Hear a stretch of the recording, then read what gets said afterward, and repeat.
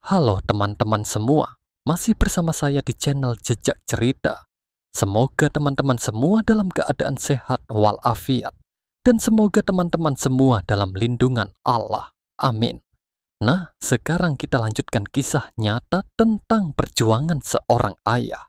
Kisah nyata dari pinggiran kota, simak kisahnya sampai selesai. Di sebuah kampung kecil di pinggiran kota, hiduplah seorang gadis bernama Siti. Ia lahir dari keluarga yang sangat sederhana. Ayahnya, Pak Rahmat, adalah buruh serabutan yang bekerja apa saja demi menghidupi keluarganya. Ibunya, Bu Rina, adalah seorang pemulung yang setiap hari berjalan menyusuri jalanan, mengumpulkan barang bekas untuk dijual. Sejak kecil, Siti sudah terbiasa dengan kerasnya hidup. Setiap pagi sebelum berangkat sekolah, ia membantu ibunya mencari botol plastik dan kardus bekas. Meski tubuhnya lelah, ia tetap semangat karena tahu bahwa pendidikan adalah satu-satunya jalan untuk keluar dari kemiskinan. Masa kecil yang berat. Saat teman-temannya bisa bermain setelah pulang sekolah, Siti harus membantu ibunya memilah barang bekas. Ia juga sering merasa malu karena pakaian sekolahnya lusuh dan sepatu yang dikenakannya sudah hampir robek. Beberapa teman di sekolah sering mengejeknya, menyebutnya anak pemulung. Namun, Siti tidak pernah membalas. Ia lebih memilih diam dan membuktikan dirinya lewat prestasi. Di sekolah, Siti dikenal sebagai anak yang cerdas. Ia selalu mendapat peringkat pertama di kelasnya. Guru-gurunya kagum dengan semangat belajarnya, meskipun ia sering datang ke sekolah tanpa bekal dan hanya minum air putih untuk mengganjal lapar. Hampir putus sekolah saat Siti duduk di bangku kelas 6 SD. Musibah datang. Ayahnya jatuh sakit dan tidak bisa bekerja lagi. Penghasilan ibunya sebagai pemulung pun tidak cukup untuk membayar biaya sekolah Siti dan kedua adiknya. Siti hampir saja putus sekolah karena tidak mampu membayar uang SPP. Melihat kondisi itu, Bu Rina, salah satu gurunya, merasa iba dan berusaha mencari bantuan. Ia mengajukan Siti sebagai penerima beasiswa bagi siswa berprestasi, namun kurang mampu.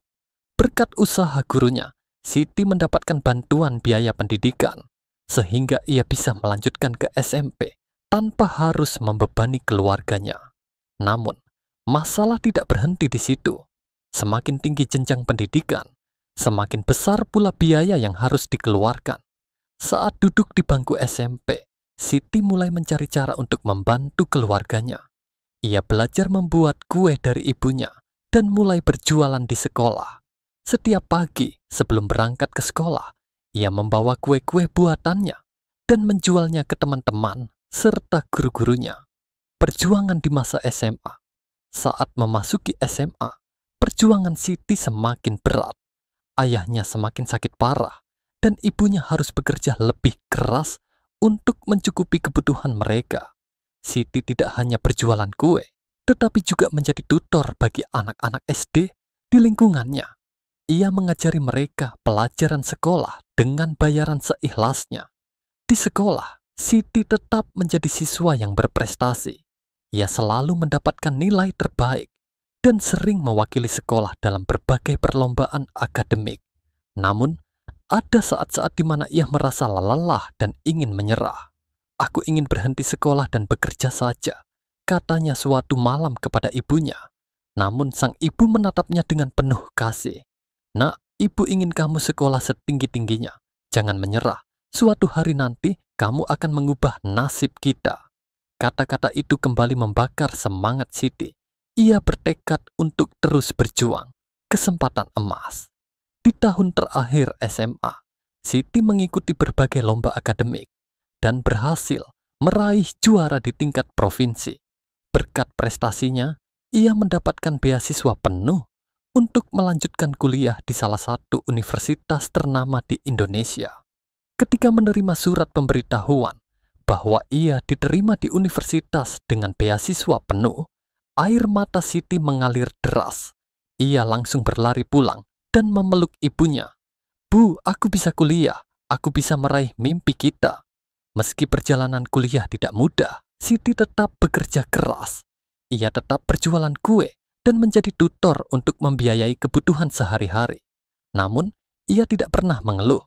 Ia tahu bahwa semua kerja kerasnya akan terbayar suatu hari nanti.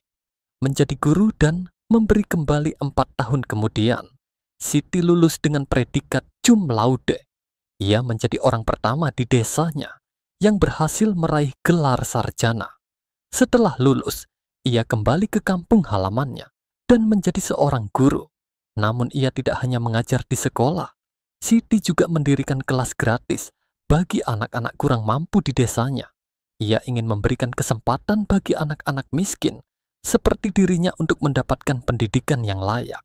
Kini, Siti dikenal sebagai sosok inspiratif yang membuktikan bahwa kemiskinan bukanlah penghalang untuk meraih mimpi.